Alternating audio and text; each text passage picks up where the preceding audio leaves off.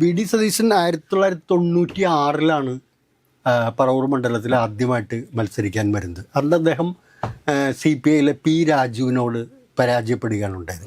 സണ്ണി ജോസഫ് താരതമ്യേന ഒരു സുഗമമായൊരു വിക്ടറി എന്ന് പ്രതീക്ഷിച്ചിരുന്നപ്പോൾ ഇടതുമുന്നണി ശക്തിയായ ഒരു സ്ഥാനാർത്ഥി എന്ന് തന്നെ വളരെ കരുത്തുള്ള സംസ്ഥാനത്തിൻ്റെ ഏറ്റവും മികച്ച ആരോഗ്യമന്ത്രി എന്ന് പേരെടുത്തിട്ടുള്ള KK ശൈലജ ടീച്ചർ സ്ഥാനാർത്ഥിയായിട്ട് വരികയാണ്. ഇത്തവണ പറവൂർ മണ്ഡലം പിടിക്കുന്നതിന് വേണ്ടി CPIയിൽ നിന്നും ആ സീറ്റ് ഏറ്റെടുത്ത് CPM സ്ഥാനാർത്ഥി മത്സരിക്കണമെന്നുള്ള നിർദ്ദേശം കുറച്ച് കാലങ്ങളായിട്ടുണ്ട്. പക്ഷേ ഈ തെരഞ്ഞെടുപ്പിൽ അത് ശക്തമായിട്ട് അത് ഉന്നയിക്കുകയുണ്ടായി. പക്ഷേ ഈ സതീശൻ ഓരോ തവണയും ഈസി വാക്ക് ഓവറോടുകൂടി പോകുന്നത് ഇടതുമുന്നണിയെ സംബന്ധിച്ചിടത്തോളം ഒൽപ്പം ഒരു ക്ഷീണം ഉണ്ടാക്കുന്നൊരു ഘടകം തന്നെ. വി.ഡി. സതീശൻ വന്നതോടെ ഇത് കോൺഗ്രസിൻ്റെ ഒരു കുത്തക മണ്ഡലം എന്നുള്ള നിലയിലേക്ക് പരിവർത്തനം ചെയ്യപ്പെടുന്ന സ്ഥിതി ഉണ്ടാകുന്നത് അവിടുത്തെ ഇടതുപക്ഷ പ്രസ്ഥാനങ്ങളെ സംബന്ധിച്ചിടത്തോളം വലിയൊരു ക്ഷീണമായിരുന്നു. വത്സല പ്രസന്നകുമാർ KPCCയുടെ ജനറൽ സെക്രട്ടറി വരെ ആയിരുന്നു. മഹിളാ കോൺഗ്രസിൻ്റെ ഒരു പ്രധാനപ്പെട്ട നേതാവായിരുന്നു. നല്ല സ്വാധീനമുള്ളൊരു ലേഡിയാണ് അവർ. നമസ്കാരം. കേരളത്തിൽ ഇത്തവണ ഏറ്റവും ടൈറ്റ് മത്സരം നടക്കാൻ പോകുന്ന മണ്ഡലങ്ങളിലൊന്നാണ് പറവൂര്. കോൺഗ്രസിനെ സംബന്ധിച്ച് അവരുടെ അഭിമാന പോരാട്ടം. പ്രതിപക്ഷ നേതാവ് വി.ഡി. സതീശൻ്റെ ഉരുക്കുകോട്ട എന്നൊക്കെ പറയാം. 2001 മുതൽ, അതിനു മുന്നേ ഒരു തവണ മാത്രം അദ്ദേഹം അവിടെ തോറ്റു. 2001 മുതൽ ഇതുവരെ ഓരോ തവണയും ഭൂരിപക്ഷം കൂട്ടിക്കൊണ്ട് ജയിച്ചു വരുന്നൊരു മണ്ഡലം. പക്ഷെ ഇത്തവണ അവിടെ ഒരു ടൈറ്റ് മത്സരം തന്നെ കൊടുക്കാനാണ് LDFൻ്റെ തീരുമാനം. CPIയുടെ ടൈസൺ മാസ്റ്റർ കയ്പമംഗലത്ത് നിന്ന് പറവൂര് മത്സരിക്കാനെത്തുന്നു. ജനകീയനാണ്. അതിനൊപ്പം തന്നെ കോട്ടപ്പുറം രൂപതയുടെ ശക്തി കേന്ദ്രം, ലത്തീൻ വോട്ടുകൾ നിർണായകമാകുന്ന ഒരു മണ്ഡലം. ഇത്തവണ എന്തായിരിക്കും പറവൂരിൻ്റെ ഭാവി? വി.ഡി. സതീശൻ വാഴുമോ വീഴുമോ? തോമസ്, ഇത്തവണ നമ്മുടെ ഈ തെരഞ്ഞെടുപ്പിൽ പല മണ്ഡലങ്ങളും വളരെ ശ്രദ്ധേയമായ മത്സരം കൊണ്ട് നമുക്ക് വളരെ ശ്രദ്ധിക്കപ്പെടുന്നൊരു സാഹചര്യം ഉണ്ടാവും. ഇപ്പോൾ പേരാവൂര് സണ്ണി ജോസഫ് താരതമ്യേന ഒരു സുഗമമായൊരു വിക്ടറി എന്ന് പ്രതീക്ഷിച്ചിരുന്നപ്പോൾ ഇടതുമുന്നണി ശക്തിയായ ഒരു സ്ഥാനാർത്ഥി എന്ന് തന്നെ വളരെ കരുത്തുള്ള സംസ്ഥാനത്തിൻ്റെ ഏറ്റവും മികച്ച ആരോഗ്യമന്ത്രി എന്ന് പേരെടുത്തിട്ടുള്ള KK ശൈലജ ടീച്ചർ സ്ഥാനാർത്ഥിയായിട്ട് വരികയാണ്. അത് വളരെ ശ്രദ്ധേയമായൊരു മത്സരത്തിലേക്ക് മാറുകയാണ്. അതുപോലെ തന്നെയാണ് അമ്പലപ്പുഴയിൽ സലാം സ്ഥാനാർത്ഥിയാണ്. അപ്പോൾ അതിനെതിരെ വരുന്നത് G. സുധാകരൻ്റെ സ്ഥാനാർത്ഥിത്വമാണ് അമ്പലപ്പുഴയെ വലിയ പ്രാധാന്യത്തിലേക്ക് വരുത്തുന്നത്. അതുപോലെ തന്നെ ഈ ഓരോ തെരഞ്ഞെടുപ്പിലും അങ്ങനെ നമ്മൾ കാണാറുണ്ട്. കേരളത്തിലെ പല ഭാഗങ്ങളിലും ശ്രദ്ധേയമായ തീ പാറുന്ന മത്സരങ്ങൾ. തീ പാറുന്ന എന്ന് പറയുന്ന സാധാരണ മാധ്യമങ്ങളുടെ ഒരു ക്ലീഷേ സംഭവമുണ്ട്. അത്തരത്തിൽ തീ പാറുന്ന മത്സരങ്ങൾ നടക്കുന്ന ചില മണ്ഡലങ്ങൾ. അതിലൊരു മണ്ഡലമാണ് തോമസ് സൂചിപ്പിച്ചതുപോലെ തന്നെ ഇത്തവണ പറവൂര് മാറുകയാണ്. അത് വി.ഡി. സതീശൻ 1996 പറവൂർ മണ്ഡലത്തിൽ ആദ്യമായിട്ട് മത്സരിക്കാൻ വരുന്നത്. അന്ന് അദ്ദേഹം CPIയിലെ പി രാജുവിനോട് പരാജയപ്പെടുകയാണ് ഉണ്ടായത്. അതിന് മുമ്പ് 2 തവണ പി രാജു അവിടെ MLA ആയിരുന്നു. അദ്ദേഹത്തോട് ആദ്യത്തെ തവണ വി.ഡി. സതീശൻ പരാജയപ്പെടുകയാണ്. തുടർന്ന് ഓരോ തവണയും അദ്ദേഹം പിന്നീട് 5 തവണ വിജയിച്ചു. ആ 5 തവണയും അദ്ദേഹത്തിൻ്റെ ഒരു ശ്രദ്ധേയമായ കാര്യം എന്ന് വെച്ചാൽ ഭൂരിപക്ഷം വർദ്ധിപ്പിച്ചുകൊണ്ട് വരുവാൻ കഴിഞ്ഞു എന്നുള്ളതാണ്. ഇപ്പോൾ 2001 എടുക്കുകയാണെങ്കിൽ 7434 വോട്ടിൻ്റെ ഭൂരിപക്ഷമായിരുന്നു. അത് 2006 വരുമ്പോൾ 7792 വോട്ടായി. 2011 11,349 വോട്ടും 2016 20634 വോട്ടിൻ്റെ ഭൂരിപക്ഷവും 2021 21,301 വോട്ടിൻ്റെ ഭൂരിപക്ഷത്തിലേക്കും ഓരോ തവണയും ഈ കൂട്ടിക്കൊണ്ടുവരുന്ന സ്ഥിതിവിശേഷമാണ് കണ്ടത്. ശരിക്കും പറഞ്ഞാൽ ആ മണ്ഡലം നമ്മൾ പരിശോധിക്കുമ്പോൾ CPI ഓരോ തവണയും ഓരോ ആളുകളെ മാറി മാറി പരീക്ഷിക്കുന്നൊരു സ്ഥിതി വന്നു. ആദ്യം KN ദിനകരൻ എന്ന് പറയുന്ന അവിടെ തന്നെയുള്ളൊരു പ്രാദേശിക CPI നേതാവ്, പിന്നീട് പന്ന്യൻ രവീന്ദ്രൻ, ശാരദാ മുരളീധരൻ ഉൾപ്പെടെയുള്ള പല ആളുകളെയും മാറി മാറി പരീക്ഷിച്ച് നോക്കുന്നൊരു സ്ഥിതിവിശേഷമാണ് വാസ്തവത്തിൽ ഇങ്ങനെ ഒരു ഭൂരിപക്ഷ വർധനവിലേക്ക് ഇട നൽകിയതെന്നാണ് ഞാനതിനെ നിരീക്ഷിക്കുന്നത്. അപ്പോൾ അങ്ങനെ ഒരു സാഹചര്യത്തിൽ ഇത്തവണ ഒരു കടുത്ത മത്സരം തന്നെ കാഴ്ചവെക്കുക, ഏത് വിധേനയും പറവൂർ മണ്ഡലം പിടിക്കുക. ഈ പറവൂർ മണ്ഡലത്തിൻ്റെ പ്രത്യേകത, ഇത്തവണ പറവൂർ മണ്ഡലം പിടിക്കുന്നതിന് വേണ്ടി CPIയിൽ നിന്നും ആ സീറ്റ് ഏറ്റെടുത്ത് CPM സ്ഥാനാർത്ഥി മത്സരിക്കണമെന്നുള്ള നിർദ്ദേശം കുറച്ച് കാലങ്ങളായിട്ടുണ്ട്. പക്ഷേ ഈ തെരഞ്ഞെടുപ്പിൽ അത് ശക്തമായിട്ട് അത് ഉന്നയിക്കുകയുണ്ടായി. അത് എറണാകുളം CPM ജില്ലാ കമ്മിറ്റി അത് ആ ആവശ്യം ഉന്നയിച്ചു എന്നാണ് നമ്മൾ മനസ്സിലാക്കുന്നത്. പക്ഷേ എന്തായാലും മുന്നണി ചർച്ചകൾക്കിടയിൽ ആ തീരുമാനത്തിനൊരു സ്വീകാര്യതയോ അംഗീകാരം ഉണ്ടായില്ല. CPI തന്നെ മത്സരിക്കട്ടെ എന്നാണ്.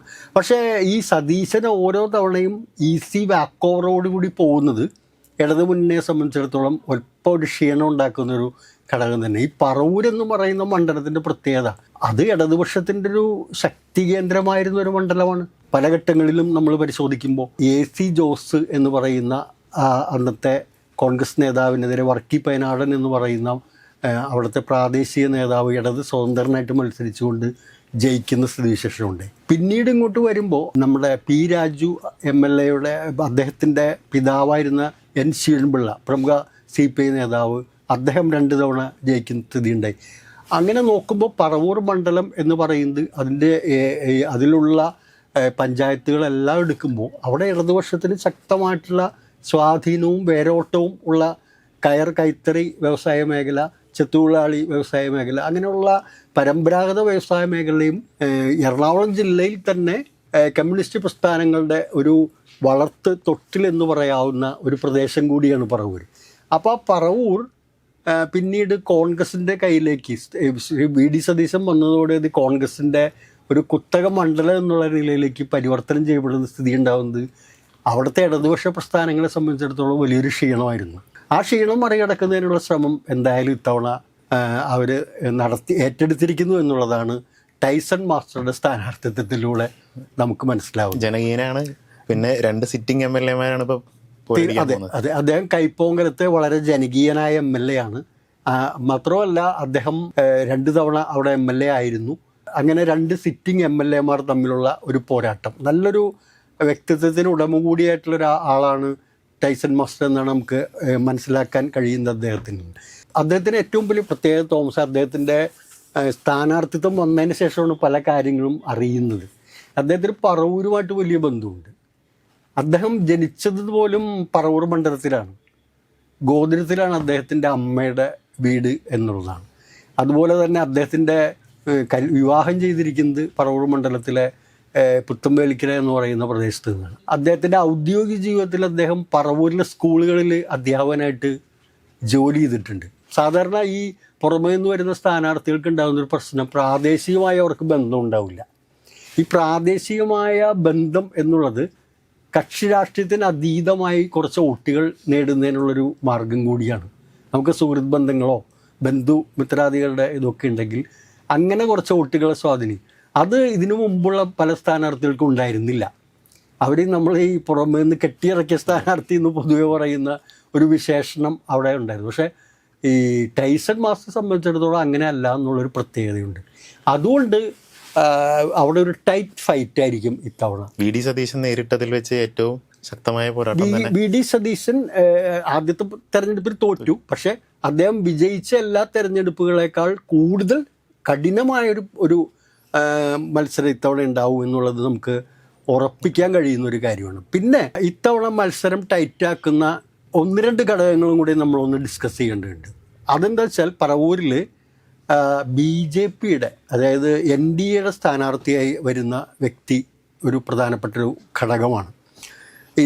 ഇതുവരെ BD ജയസിനാണ് NDAയിൽ നിന്ന് സീറ്റ് കൊടുത്തിരുന്നത്. പക്ഷേ ഇത്തവണ നമ്മൾ മനസ്സിലാക്കുന്നത് അതിൽ അന്തിമ തീരുമാനത്തിലേക്ക് എത്തിയിട്ടില്ല. BJP ആ സീറ്റ് ഏറ്റെടുത്തുകൊണ്ട് പറവൂരിൽ തന്നെ കോൺഗ്രസിൻ്റെ നേതാവായിരുന്ന പറവൂർ മുനിസിപ്പാലിറ്റിയുടെ 2 തവണ ചെയർപേഴ്സണായിരുന്ന വത്സല പ്രസന്നകുമാർ എന്ന് പറയുന്ന ഒരു വനിതയാണ് BJP സ്ഥാനാർത്ഥിയായി കൊണ്ടുവരുന്നത് എന്നാണ് നമുക്ക് മനസ്സിലാക്കി. ഏറെക്കുറെ അത് ഉറപ്പായി കഴിഞ്ഞിട്ടുണ്ട്. അങ്ങനെ വരുന്നതോടുകൂടി കുറച്ചും കൂടി ഒരു വോട്ടുകൾ സ്പ്ലിറ്റ് ചെയ്യുന്നുള്ളൊരു സാധ്യതയിലേക്ക് തോമസേ പോകുന്നുണ്ട്. കാരണം വത്സല പ്രസന്നകുമാർ KPCCയുടെ ജനറൽ സെക്രട്ടറി വരെ ആയിരുന്നു. മഹിളാ കോൺഗ്രസിൻ്റെ ഒരു പ്രധാനപ്പെട്ട നേതാവായിരുന്നു. നല്ല സ്വാധീനമുള്ളൊരു ലേഡിയാണ് അവർ. 2 തവണ മുനിസിപ്പൽ ചെയർപേഴ്സണായിരുന്നു. അപ്പോൾ ഇതിൻ്റെയൊക്കെ ഒരു സ്വാധീനം തീർച്ചയായിട്ടും കോൺഗ്രസിനകത്തും അവർക്കുണ്ടാവും. ഇനി സാമുദായിക പിൻബലങ്ങൾ വരുമ്പോഴും ഇവർ 2 പേരും ഒരേ സമുദായത്തിൽ നിന്നാണ്. അപ്പോൾ ആ ഒരു കാര്യങ്ങൾ കൂടി അവിടെ വർക്കൗട്ട് ആവുന്നൊരു സ്ഥിതിവിശേഷം ഉണ്ടെന്ന് നമുക്ക് മനസ്സിലാക്കാൻ കഴിയും. അപ്പോൾ അതുകൊണ്ട് കോൺഗ്രസിനകത്തും പറവൂരിനെ സംബന്ധിച്ചിടത്തോളം ചില അസ്വാരസ്യങ്ങളും കാര്യങ്ങളും ഒക്കെ നിലനിൽക്കുന്നുണ്ട്. ഇപ്പോൾ പറവൂരിൽ തന്നെ ഒരു പ്രാദേശിക നേതാവ് ഇത്തവണ സീറ്റ് അനുവദിക്കണമെന്ന് പറഞ്ഞ് കത്ത് കൊടുത്ത സംഭവം തോമസിന് ഓർമ്മയുണ്ടാവുമെന്ന് ഞാൻ വിചാരിക്കുന്നു. അതൊക്കെ പ്രാദേശിക അസ്വാരസ്യങ്ങളുടെയും തർക്കവിതർക്കങ്ങളുടെയും ഭാഗമായിട്ട് ഉടലെടുത്തിരിക്കുന്ന ചില കാര്യങ്ങളാണ്. അപ്പം അങ്ങനെ നോക്കുമ്പോൾ കോൺഗ്രസിനകത്ത് ഉള്ള വോട്ടുകളിൽ ചോർച്ചയുണ്ടാകുമോ, അങ്ങനെ ഒരു വിള്ളൽ വീഴുമോ എന്നുള്ളത് എത്രത്തോളം വർക്കൗട്ട് ആവുമെന്ന് നമുക്ക് പറയാൻ പറ്റില്ല. സതീശന് അവിടെ ശക്തമായ സ്വാധീനമുള്ളൊരു മേഖല തന്നെയാണ്.